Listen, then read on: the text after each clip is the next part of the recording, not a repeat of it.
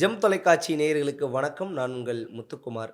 மனிதநேயம் கொண்ட ஒரு மாமனிதன், ஏழைகளுக்கு உதவிய எளிய மனிதன், கரைப்படியாத கரத்திற்கு சொந்தக்காரர், அறம் கொண்ட அரசியல்வாதி, நடிகர் சங்க கடனை அடைத்த கண்ணியமான நடிகன், உணவளித்த உன்னத தலைவன், தப்பை எதிர்த்து கேட்கும் எதிர்க்கட்சி தலைவர், மக்களால் கருப்பு எம்ஜிஆர் என்று அழைக்கப்பட்டவர்.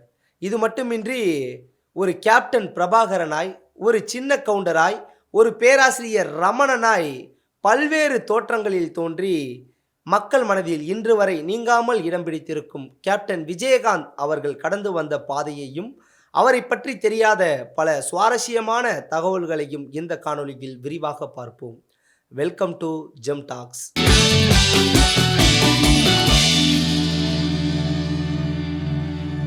கேப்டன் விஜயகாந்த் அவர்கள் மதுரை மாவட்டத்தில் உள்ள திருமங்கலத்தில் 1952 ஆண்டு ஆகஸ்ட் 25 அழகர்சாமி மற்றும் ஆண்டாள் தம்பதியருக்கு மகனா பிறக்கிறார்.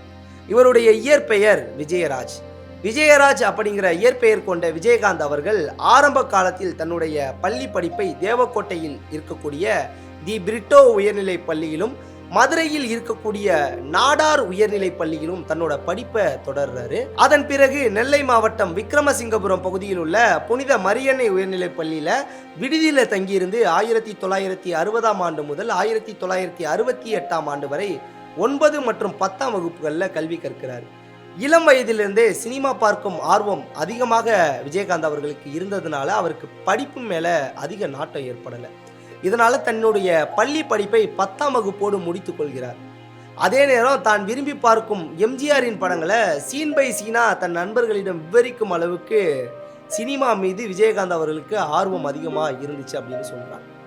படிப்பை நிறுத்திய பிறகு கீரத்துறையில் உள்ள தன்னுடைய தந்தையுடைய அரிசி ஆலையில் விஜயகாந்த் அவர்கள் பணி செய்கிறார். அதன் பிறகு திரைத்துறையில் எந்த ஒரு பின்புலமும் இல்லாத போதும் நடிகராகுவதற்காக விஜயகாந்த் அவர்கள் மதுரையை விட்டு புறப்படுறார். குறிப்பாக ஒன்று சொல்லணும்னா 1976 1977 மதுரையின் ராசி புகைப்பட கடையில் ஆசை தம்பி என்பவர்கிட்ட இவர் திரைத்துறையில் வாய்ப்பு தேடுவதற்காக புகைப்படங்களை எடுத்துக்கொள்கிறார். பகல்ல அப்பாவோட அரிசி ஆலையில் பணிபுரிந்து விட்டு இரவுல சினிமா வாய்ப்புக்கான புகைப்படங்களை எடுக்கிறாரு. 1978 ஆண்டு விஜயகாந்த் அவர்கள் சென்னைக்கு வராங்க. சென்னைக்கு வந்த பிறகு சென்னையில் இருக்கக்கூடிய தியாகராய நகர், அதாவது தி நகரில் உள்ள ரோகிணி லாட்ஜில் தான் ஆரம்ப காலத்தில் விஜயகாந்த் அவர்கள் வந்து தங்குறாங்க. அந்த வருடத்தில் குறிப்பாக சொல்லணும்னா இயக்குனர் பி மாதவன் இயக்க இருந்த என் கேள்விக்கு என்ன பதில் திரைப்படத்தில் ரஜினிகாந்தினுடைய தம்பியாக ஒரு துணை கதாபாத்திரத்தில் நடிக்க விஜயகாந்த் அவர்கள் ஒப்பந்தம் செய்யப்படுறார். விஜயகாந்த் அவர்களுக்கு 101 ரூபாய் முன்பணமாகவும் கொடுக்கப்பட்டது என்று சொல்லப்படுது. இந்த படத்தோட படப்பிடிப்பு தொடங்கி ஒரு 3 நாட்கள் மட்டுமே விஜயகாந்த் அவர்கள் வந்து அந்த படத்தில் வந்து நடிக்கிறாரு. அதன் பிறகு அந்த படத்திலிருந்து விஜயகாந்த் அவர்கள் நீக்கப்பட்டு இவரோட கதாபாத்திரத்தில் ஏஇ மனோகரன் அவரை வந்து நடிக்க வைக்கப்படுறாரு. குறிப்பாக சொல்லணும்னா இவரது தொடக்க கால திரை வாழ்க்கையின் போது பல திரைப்பட தயாரிப்பாளர்களாக இவருக்கு பல பட வாய்ப்புகள் வந்து இழக்க நேரிடுது. இதற்கு பெரும்பாலான காரணமாக இருப்பது வந்து என்ன அப்படின்னு சொல்லப்பட்டதுன்னா, அப்போ இருக்கக்கூடிய காலகட்டங்களில் இவர் கருப்பான நிறத்தில் இருக்கிறார் அப்படின்னு வந்து சொல்லப்பட்டுச்சு. குறிப்பாக ஒன்று சொல்லணும் அப்படின்னா, பல முன்னணி நடிகர்கள் கூட இவர் கூட கருப்பான தோல்கள் இருக்காங்க, இந்த நிறத்தில் இருக்காங்க அப்படின்னு சொல்லிட்டு இவர் தொடக்க கால திரை வாழ்க்கையின் போது இவரோட நடிக்கிறதுக்கு மறுப்பு தெரிவிச்சிருக்காங்க அப்படின்னு வந்தும் சொல்லப்படுது. அதன் பிறகு 1979 ஆண்டு எம்ஏ கஜா அவர்களுடைய இனிக்கும் இளமை திரைப்படத்தில் விஜயகாந்த் அவர்களுக்கு வாய்ப்பு வந்து வாங்கி தராங்க. குறிப்பாக ஒன்று சொல்லணும்னா மதுரை சேனாசி ஃபிலிம்ஸினுடைய முகமது மசூர் மதுரை ஏரியாவை வாங்கி கொள்வதாக கூறி அந்த படத்தினுடைய வில்லன் வேடத்தை விஜயகாந்த் அவருக்கு வந்து பெற்றுத்தராரு. இப்படத்தில் வந்து பார்த்தீங்கன்னா இவரது இயற்பெயரான விஜயராஜ் என்பதிலிருந்து விஜயகாந்த் அப்படின்னு சொல்லிட்டு எம்ஏ கஜா வந்து மாத்துறாரு. இந்த படத்தில் இன்னொரு விஷயம் சொல்லணும் அப்படின்னா, திருப்பூர் பனியன் நிறுவனத்தில் பணியாற்றிய விஜயகாந்தினுடைய நண்பர்கள் கொடுத்த ஆடைகளை அணிந்தான் இந்த படத்தில் விஜயகாந்த் அவர்கள் நடித்தார் அப்படிங்கிறது குறிப்பிடத்தக்கக்கூடிய ஒரு விஷயம். விஜயகாந்த் அவர்களுடைய இந்த திரைப்படம் விமர்சனம் மற்றும் வணிக ரீதியில் தோல்வியை சந்திக்குது. இதனைத் தொடர்ந்து 1979 ஆண்டு, அதாவது அதே ஆண்டு விஜயகாந்த் அவர்கள் கதாநாயகனாக அகல்விளக்கு திரைப்படத்தில் நடிக்கிறார். அந்த படத்தினுடைய படப்பிடிப்பில் அதிகாலையிலேயே இவரை அழைத்து சென்று கதாநாயகி வரப்போவதா காரணம் காட்டி பிற்பகல் 3 மணி வரைக்கும் விஜயகாந்த் அவர்களை உணவு உண்ண அனுமதிக்காம நடிக்க சொல்றாங்க. விஜயகாந்த் அவர்களும் பசியை மறந்து கொண்டு தன்னோட நடிப்பை நடிச்சு காட்டுறாரு. நடித்து முடித்த பிறகு தான் உணவு உண்ண வந்து விஜயகாந்த் அவர்கள் வந்து அனுமதிக்கப்படுறார். குறிப்பா தன் பட நிறுவனத்திற்கு வரும் அனைவருக்கும் உணவளிக்க வேண்டும் அப்படிங்கிற எண்ணம் இந்த நிகழ்வுக்கு அப்புறம் தான் விஜயகாந்துக்கு உருவாச்சு அப்படின்னு வந்து நிறைய பேர் வந்து சொல்றாங்க. அதன் பிறகு 1980ஆம் ஆண்டு விஜயகாந்த் அவர்கள் நடித்த தூரத்து இடிமுழக்கம் திரைப்படம் இந்திய சர்வதேச திரைப்பட விழாவில் திரையிடப்படுது. இந்த திரைப்படத்தில் தான் இவருடைய நடிப்பு வந்து பெரிதும் வந்து பாராட்டப்படுது. இவருக்கு ஒரு அங்கீகாரமும் இந்த படத்தின் மூலம் வந்து கிடைக்குது. தான் வளர்ந்து வந்த 1981 ஆண்டுகளில் சிவப்பு மல்லி மற்றும் சாதிக்கோரு நீதி போன்ற புரட்சிகர சிந்தனைகளை கொண்ட திரைப்படங்களில் விஜயகாந்த் அவர்கள் வந்து நடிக்க ஆரம்பிக்கிறாரு. இந்த திரைப்படங்களில் இவரோட புரட்சி செய்யும் ஒரு கோபக்கார இளைஞனாக நடித்தார் அப்படிங்கிறது நம்ம யாராலையும் மறுக்க முடியாத ஒரு உண்மை. தொடர்ச்சியாக படங்கள் வந்தாலும் வணிக ரீதியாக ஒரு கதாநாயகனாக விஜயகாந்த் அவர்களை முன்னிறுத்திய திரைப்படம் அப்படின்னா 1981ஆம் ஆண்டு S.A. சந்திரசேகர் இயக்கிய சட்டம் ஒரு இருட்டறை என்பது நாம் அனைவராலும் மறுக்க முடியாத ஒரு உண்மை. இதற்கு பிறகு இருவரும் பல திரைப்படங்களில் இணைந்து வந்து பணிபுரிகிறாங்க. இந்த திரைப்படம் வந்து குறிப்பாக சொல்லணும்னா ஹிந்தி, தெலுங்கு, மலையாளம் மற்றும் கன்னட மொழிகள்லையும் மறு ஆக்கம் செய்யப்படுது. அதன் பிறகு 1982ஆம் ஆண்டு ஓம் சக்தி என்ற திரைப்படத்தில் விஜயகாந்த் அவர்கள் வந்து வில்லனாக வந்து நடிக்கிறார். இதற்கு பிறகு அவர் எந்த ஒரு திரைப்படத்திலையும் வில்லன் கதாபாத்திரத்தில் நடிக்கலை அப்படிங்கிறதும் குறிப்பிடத்தக்கக்கூடிய ஒரு விஷயம். இவருடைய பெரும்பாலான திரைப்படங்கள் ஊழல், நேர்மை மற்றும் கொடுத்த வாக்குறுதிகளை காப்பாற்றுதல் ஆகியவற்றை சுற்றி தான் கதைகளும் அமைக்கப்பட்டிருந்துச்சு. இவரை பற்றி குறிப்பாக ஒரு விஷயம் சொல்லணும்னா காவல்துறை அதிகாரியாகவே சுமார் 20க்கும் மேற்பட்ட திரைப்படங்களில் விஜயகாந்த் அவர்கள் நடித்துள்ளார். அது மட்டுமின்றி தேசப்பற்று மிக்கவர், கிராமத்தில் நல்லது செய்பவர், இரட்டை வேடங்கள் ஆகிய கதாபாத்திரத்திலும் விஜயகாந்த் அவர்கள் வந்து நிறைய வந்து நடிச்சிருப்பார்.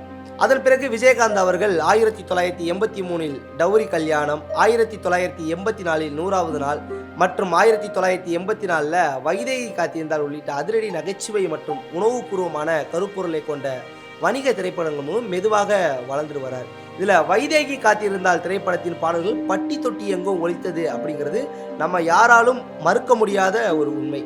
இந்த வைதேகி காத்திருந்தால் திரைப்படம் விஜயகாந்த் அவர்களுடைய திரைவாழ்வில் மிகப்பெரிய திருப்பு முனையாக அமையுது. இதுவரை கிட்டத்தட்ட 150க்கும் மேற்பட்ட படங்களில் நடித்த விஜயகாந்த் அவர்கள் 1984இல் மட்டுமே ஒரே ஆண்டில் 18 படங்களில் நடித்து சினிமா துறையில் வரலாற்று சாதனையை புரிகிறார். இதே போல் 1985ஆம் ஆண்டு 17 திரைப்படங்களில் வந்து விஜயகாந்த் நடித்தார் அப்படிங்கிறதும் குறிப்பிடத்தக்கக்கூடிய ஒரு விஷயம். விஜயகாந்த் அவர்கள் அவருக்கு கீழே இயங்கி கொண்டிருந்த அவருடைய ரசிகர் மன்றத்திற்கு 1982ஆம் ஆண்டு தமிழன் என்று சொல்லடா, தலை நிமிர்ந்து நில்லடா என்ற முழக்கத்துடன் தமிழ்நாடு விஜயகாந்த் தலைமை ரசிகர் மன்றம் அப்படின்னு வந்து பெயர் மாற்றம் செய்கிறார். இயன்றதை செய்வோம், இல்லாதவருக்கு என்ற கொள்கையோட ரசிகர் மன்றம் சார்பில் ஏழைகளுக்கு நலத்திட்ட உதவிகள் செய்யப்படுது. மன்ற திறப்பு விழா என்றாலே உதவி செய்யும் விழாவாக பிற்காலங்களில் வந்து மாறுது. குறிப்பாக சாட்சி, சட்டம் சிரிக்கிறது, நீதி பிழைத்தது போன்ற சமூக விழிப்புணர்வு படங்களில் விஜயகாந்த் அவர்கள் நடித்து மக்களுக்கு புரட்சிகரமான கருத்துக்களையும் சமூக விழிப்புணர்வுகளையும் ஏற்படுத்துகிறார். இதன் காரணமாக தான் அவருக்கு புரட்சி கலைஞர் அப்படிங்கிற ஒரு பட்டமும் வந்து கிடைக்குது. சினிமா ரசிகர்களோட வரவேற்பை பெற்ற இந்த படத்தில் ஒரு காட்டில் இலாக்கா அதிகாரியாக வந்து நடித்து பெரும் புகழை பெற்றிருக்கிறாரு. இவர் மக்களாலும் திரையுலகத்தினாலும் கேப்டன் என்று இந்த கேப்டன் பிரபாகரன் படத்திற்கு பிறகு விஜயகாந்த் அவர்கள் அழைக்கப்படுறாங்க. குறிப்பாக ஈழத்திற்கான சிம்ம குரல் அப்படின்னு வந்து விஜயகாந்தை வந்து எல்லாரும் அன்றைய காலகட்டங்களில் கூறுவாங்களாம். திரைப்பட வெற்றியை தொடர்ந்து 1990ஆம் ஆண்டு ஜனவரி 31ஆம் தேதி எல்சி கண்ணையா அம்சவேணி அவர்களுடைய மகளான பிரேமலதா என்பவரை வந்து விஜயகாந்த் அவர்கள் திருமணம் செய்திருக்கிறாங்க. குறிப்பாக விஜயகாந்த் அவர்களுக்கும் பிரேமலதா விஜயகாந்த் அவர்களுக்கும் விஜய பிரபாகரன் மற்றும் சண்முக பாண்டியன் அப்படின்னு 2 மகன்கள் வந்து பிறந்தாங்க. ஈழ விடுதலைக்காக போராடிய போராளி பிரபாகரன் மேலே உள்ள பற்றால தனது மூத்த மகனுக்கு விஜய பிரபாகரன் என்றும், முருகன் மேல் உள்ள பற்றாலும் தாம் பிறந்த அந்த மதுரை மண் மீது உள்ள பற்றாலும் இளைய மகனுக்கு சண்முக பாண்டியன் அப்படின்னும் விஜயகாந்த் அவர்கள் பெயர் சூட்டினாங்க. குறிப்பாக கேப்டன் விஜயகாந்த் அவர்களுடைய ஈழப்பற்றை பற்றி சொல்லணும்னா 1984ஆம் ஆண்டு ஈழத்தமிழர்கள் மீதான படுகொலையை கண்டித்து சக நடிகர் நடிகைகளுடன் ஒரு நாள் அடையாள உண்ணாவிரதம் நடத்தி படுகொலையை நிறுத்தவும் நீதி வேண்டியும் தமிழக ஆளுநரிடம் வந்து விஜயகாந்த் அவர்கள் மனு கொடுக்கிறார். அதன் பிறகு 1986ஆம் ஆண்டு அதே காரணங்களுக்காக சென்னை வட்டாட்சியர் அலுவலகத்தில் விஜயகாந்த் அவர்கள் உண்ணாவிரதம் இருக்கிறார். ஈழத்தமிழர்களுடைய உணர்வை உணர்ந்தவராக இருந்த கேப்டன் விஜயகாந்த் அவர்கள் ஈழத்தமிழர்கள் அழும்போது என்னால் கொண்டாட்டத்தில் இருக்க முடியாது என்று கூறி தன்னோட பிறந்த நாள் கொண்டாட்டத்தை தவிர்க்கிறார். பின் நாட்களில் விஜயகாந்த் அவர்களுடைய பிறந்த நாள் வறுமை ஒழிப்பு தினமாக அறிவிக்கப்பட்டு ஏழைகளுக்கு நலத்திட்ட உதவிகளும் அன்று முதல் இன்று வரை வழங்கப்பட்டு வருகிறது. அது மட்டும் இல்லாமல் 1999ஆம் ஆண்டு நடிகர் சங்க தலைவராக கேப்டன் விஜயகாந்த் அவர்கள் தேர்ந்தெடுக்கப்படுறார். அது மட்டும் இல்லாமல் 1999ஆம் ஆண்டு நடிகர் சங்க தலைவராக தேர்ந்தெடுக்கப்பட்ட விஜயகாந்த் அவர்கள் பல ஆண்டுகளாக அடைக்க முடியாமல் இருந்த நடிகர் சங்கத்தினுடைய கடனை சிங்கப்பூர், மலேசியா என தமிழர்கள் அதிகம் வாழக்கூடிய வெளிநாடுகளில் நட்சத்திர கலை விழாக்கள் நடத்தி வட்டியும் முதலுமா அடைக்கிறார். நடிகர் சங்கத்தினுடைய கடனை அடைத்தது மட்டுமல்லாமல் விஜயகாந்த் அவர்கள் நலிவடைந்த கலைஞர்களுக்கு உதவி செய்வதற்காக ஓய்வூதிய திட்டத்தை அறிமுகம் செய்து பெரும் தொகையை வங்கியில் டெபாசிட் செய்கிறார். 2002ஆம் ஆண்டு காவிரி நதிநீர் பிரச்சனை உச்சத்தில் இருந்தபோது அனைத்து நடிகர்களையும் ஒன்றிணைத்து நீர் தராத கர்நாடகாவுக்கு மின்சாரம் இல்லை என்கிற முழக்கத்தோட மாபெரும் போராட்டத்தை நெய்வேலியில் விஜயகாந்த் அவர்கள் நடத்தினாங்க. அதன் பிறகு 2000ஆம் ஆண்டு பிப்ரவரி 12 தனது ரசிகர் மன்றத்துக்குன்னு தனி கொடியை விஜயகாந்த் அவர்கள் அறிமுகப்படுத்துகிறார். அதைத் தொடர்ந்து 2001ஆம் ஆண்டு நடந்த உள்ளாட்சி தேர்தலில் ரசிகர் மன்றத்தை சேர்ந்த நிர்வாகிகள் பல்வேறு இடங்களில் சுயேட்சையாக போட்டியிடுறாங்க. அதில் பலரும் வெற்றி பெறுறாங்க. குறிப்பாக விஜயகாந்த் அவர்கள் அரசியல் பேசுவதற்கு இது வழிவகுத்தது அப்படின்னு சொல்லலாம். எடுத்துக்காட்டாக ஒன்று சொல்லலாம், 2002இல் ராஜ்யம் படத்திலிருந்து அரசியல் குறித்த வசனங்கள் அவரோட படங்களில் பட்டாசா வெடிக்க தொடங்குது. அப்படி விஜயகாந்தின் இந்த அரசியல் நகர்வுகளை புரிந்து கொண்டதாலேயே ஆளும் அரசியல் கட்சிகள் அவருக்கு பல நெருக்கடிகளை கொடுத்து வந்துச்சு அப்படின்னு சொல்லலாம். அதே வேளையில் விஜயகாந்த் அவர்கள் அரசியலுக்கு வர சரியான களத்துக்காகவும் காரணத்துக்காகவும் காத்து கொண்டிருக்கிறார். அதன் பிறகு நடந்த பல சம்பவங்களுக்கு பிறகு நடிகர் விஜயகாந்த் ஊராக சென்று தனது ரசிகர் மன்ற நிர்வாகிகளை சந்திக்க ஆரம்பிக்கிறார். சென்ற இடங்களிலெல்லாம் விஜயகாந்துக்கு பலத்த வரவேற்பு கிடைக்குது. விஜயகாந்துக்கான மக்கள் கூட்டம் அலைமோதுது. இதன் பிறகு திருவண்ணாமலையில் கட்சி அறிவிப்பு, ஈரோட்டில் கட்சி தொடங்கும் தேதி, மாநாடு அறிவிப்பு என விஜயகாந்த் அவர்கள் அதிரடி காட்ட தொடங்குகிறார். அந்த நேரத்தில் கோயம்பேடு மேம்பால விரிவாக்கத்துக்காக விஜயகாந்தனுடைய மண்டபம் கையகப்படுத்தவிருப்பதாக தேசிய நெடுஞ்சாலைத்துறையிடமிருந்து விஜயகாந்துக்கு நோட்டீஸ் வருது. இந்த நிலையில் 2005ஆம் ஆண்டு செப்டம்பர் 14ஆம் தேதி மிகப்பெரிய மாநாட்டை மதுரையில் நடத்தி தேசிய முற்போக்கு திராவிட கழகம் என்னும் ஒரு அரசியல் கட்சியை விஜயகாந்த் அவர்கள் தொடங்குறாங்க. கட்சி ஆரம்பித்து ஓராண்டு நிறைவடையாத நிலையில் 2006ஆம் ஆண்டு நடந்த சட்டமன்ற தேர்தலில் தனித்து போட்டியிடுவதாக கூறி 232 தொகுதிகளில் வேட்பாளர்களை விஜயகாந்த் நிறுத்தி பாமகவின் கோட்டையான விருதாச்சலம் தொகுதியில் அமோக வெற்றி பெறார். மற்ற வேட்பாளர்கள் தோல்வி அடைந்தாலும் கணிசமான வாக்குகளை பெற்று தேமுதிகவுக்கு 8.4% வாக்குகளை விஜயகாந்த் அவர்கள் பெற்றுத்தராரு. அதன் பிறகும் 2009 நடைபெற்ற மக்களவை தேர்தலில் தேமுதிக தனித்து நின்று தோல்வியை தழுவுது. தோல்வியை தழுவினாலும் 10% வாக்குகளை தேமுதிக பெறுது. தனித்தே போட்டியிட்டு வந்த விஜயகாந்த் முதன்முறையாக 2011ஆம் ஆண்டு நடைபெற்ற சட்டமன்ற தேர்தலில் அதிமுகவோட கூட்டணி அமைத்து தேர்தலை சந்திக்கிறார். 41 இடங்களில் போட்டியிட தேசிய முற்போக்கு திராவிட கழகம் 29 இடங்களில் வெற்றி பெற்று எதிர்க்கட்சி அந்தஸ்தையும் பெறுது. ரிஷிவந்தியம் தொகுதியில் போட்டியிட்டு வெற்றி பெற்ற கேப்டன் விஜயகாந்த் அவர்கள் முதன்முறையாக சட்டமன்றத்துக்குள் எதிர்க்கட்சி தலைவராக போறாரு. அதன் பிறகு 2014ஆம் ஆண்டு நடைபெற்ற மக்களவை தேர்தலில் பாரதிய ஜனதா கட்சி தலைமையிலான தேசிய ஜனநாயக கூட்டணியில் இடம்பெற்று தேர்தலை சந்தித்த தேமுதிக போட்டியிட்ட 14 தொகுதியிலும் படுதோல்வி அடையுது. 2016ஆம் ஆண்டு நடைபெற்ற சட்டமன்ற தேர்தலில் மறுமலர்ச்சி திராவிட முன்னேற்ற கழகம், விடுதலை சிறுத்தைகள் கட்சி, தமிழ் மாநில காங்கிரஸ், கம்யூனிஸ்ட் கட்சிகள் அங்கம் வகித்த மக்கள் நல கூட்டணியில் விஜயகாந்தினுடைய தேமுதிக அந்த கட்சியை இணைந்து முதல்வர் வேட்பாளராக எல்லாராலையும் விஜயகாந்த் அவர்கள் அறிவிக்கப்பட்டு தேர்தலை சந்திக்கிறார். ஆனால் அந்த தேர்தல் முடிவில் மக்கள் நல கூட்டணி உட்பட தேமுதிகவை போட்டியிட்ட 104 தொகுதியிலையும் படுதோல்வி அடையுது.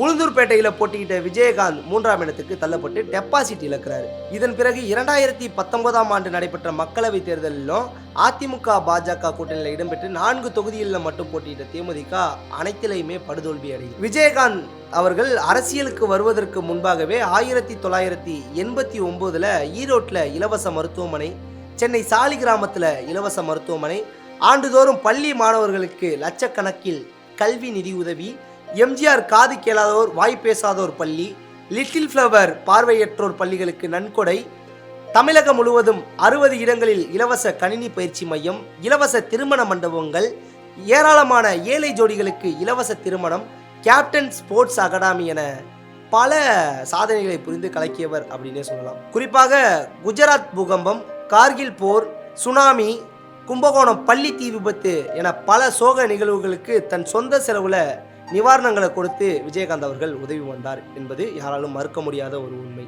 அதன் பிறகு அரசியல் கட்சி தொடங்கிய பின் தானே புயல், ஆந்திரா புயல், ஒடிசா வெள்ளம் என பாரபட்சமின்றி முதல் ஆளாக வந்து நிவாரணம் வழங்கினவரும் விஜயகாந்த் தான். இதை தாண்டி பல்வேறு தமிழர் சார்ந்த உரிமை போராட்டங்களையும் முன்னின்று விஜயகாந்த் நடத்தினார் என்பது பலருக்கு தெரிந்த உண்மை.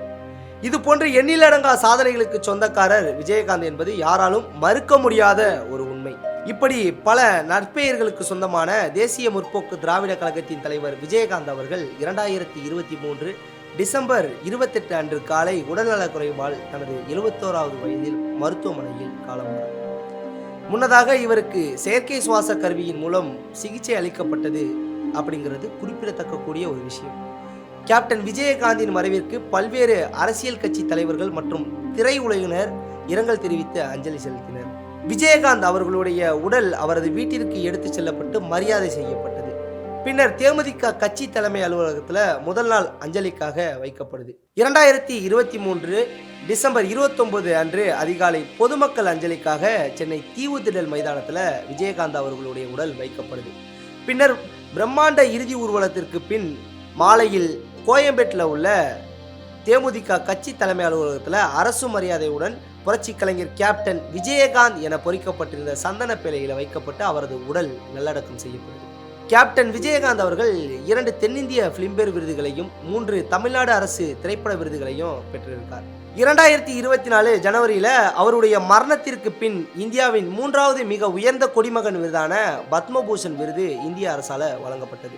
குறிப்பாக ஒன்று சொல்லணும்னா, வாழ்ந்தாலும் மறைந்தாலும் பேர் சொல்ல வேண்டும், இவர் போல யார் என்று ஊர் சொல்ல வேண்டும் என்பது போல வாழ்ந்து மறைந்தவர் கேப்டன் விஜயகாந்த். இப்படிப்பட்ட ஒரு நல்ல மனிதனை பற்றி இன்று விரிவாக பார்த்தோம். இப்படி மக்களுக்கு பல நன்மைகளை செய்த கேப்டன் விஜயகாந்த் அவர்கள் மறைந்து இன்றுடன் 2 வருடங்கள் முடிந்த நிலையில் அவரை போல் இயன்றதை செய்வோம் இல்லாதவருக்கு என்ற ஒரு தாரக மந்திரத்தில் அவரை போல் நம்மளால் முடிஞ்சதை பல பேருக்கு செய்வோம். மீண்டும் இன்னொரு சிறப்பான காணொளியில் உங்களை சந்திக்கிறேன். அதுவரை உங்களிடமிருந்து விடைபெறுவது உங்கள் முத்துக்குமார்.